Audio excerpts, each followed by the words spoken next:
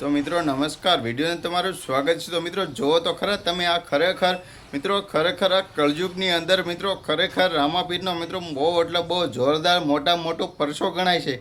કારણ કે મિત્રો જો માણસ તો ગમે કોઈ પણ જગ્યાએ જો મંદિર હોય છે ત્યાં બધા લોકોને રામાપીર માથે એટલો વિશ્વાસ અને શ્રદ્ધા હોય કે એની વાત પૂછોમાં। કોઈ પણ જગ્યાએ જેની ઝાલર અટકેને આરતી થતી હોય સાંજે કે સવારે, તો આસપાસના લોકો બધા સૌ લોકો તો ભેગા થઈ અને આરતી કરે છે અને રામાપીરને 5-10 મિનિટ સ્મરણ કરે છે અને મનની અંદર યાદ કરે છે। પણ મિત્રો આ ઘોડી જુઓ તો ખરા તમે, આ ઘોડો ખરેખર રામાપીરના મંદિરે પોગી અને બધા ભાવિ ભક્તો જૂના હતા તેની પાસેથી જે દાદરા ચડી અને ખરેખર એ મંદિરની ઉપર ઘોડો એકલો ચડી ગયો અને મિત્રો કોઈ જાલી નહોતું લઈ ગયું, કોઈ એને દોરી નહોતું લઈ ગયું।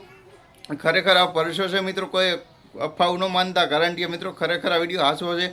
આ ઘોડી ખુદ અટક્યા જેના મેદાન મંદિરની આગળ જે મેદાન હતું, મંદિરની આગળ જે મેદાન છે મેદાન ત્યાંથી મંદિર જેના દાદરા છે તે દાદરા ચડી ખરેખર તે મંદિરના દાદરા ચડી રામાપીરની આ ઘોડી ખુદ દર્શન કરવા ગઈ મિત્રો। ખરેખર મિત્રો આવું દુનિયાની અંદર આવું ક્યાંક ભાગ્યે જ લોકોને આવું જોવા મળે છે અને ક્યાંક ભાગ્યે જગ્યાએ આવું પ્રસાર થાય છે।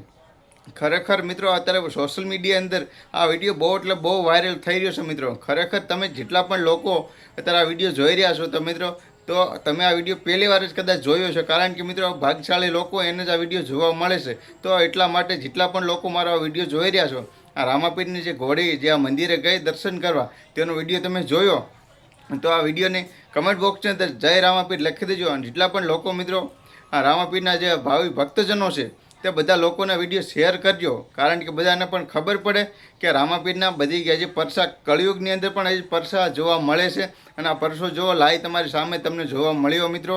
અને મિત્રો ખરેખર વિડીયો સારો લાગે તો લાઈક કરજો, ચેનલ પર નવા મિત્રો સબસ્ક્રાઈબ કરી દેજો।